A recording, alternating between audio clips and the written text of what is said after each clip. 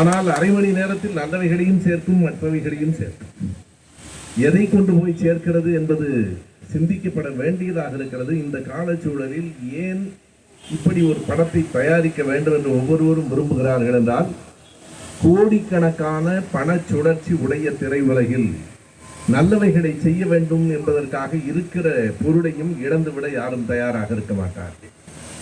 எனவே இந்த தேவையான முயற்சியை முன்னெடுத்திருக்கிற வடிவேல் சிவா, அவருக்கு உதவியாக இருக்கிற தயாரிப்பாளர்கள், நண்பர்கள், அவர்களினுடைய துணிச்சலை முதலில் பாராட்ட வேண்டும். திருக்குறளை திரைப்படமாக எடுக்கலாம் என்கிற சிந்தனையே பலருக்கு ஆபத்தானது என்று தோன்றும்.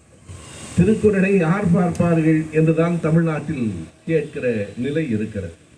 ஆனால் இன்றைக்கு எத்தனையோ அறிவியல் தொழில்நுட்பங்கள் முன்னேறி இருக்கின்றன. இப்போதுதான் சென்ற வாரத்தில் இருந்து எங்கள் திராவிடம் 100 வலையொலியில் கூட திருக்குறள் பற்றி நானும் வள்ளுவச்செல்வர் கும்பகோணம் புண்ணியமூர்த்தி அவர்களும் உரையாடுகிற ஒரு தொடரை தொடங்கி இருக்கிறோம். தொடங்கும் போதே நான் சொன்னேன், இந்த அரசியல் அடிதடிகளை பற்றி பேசினால்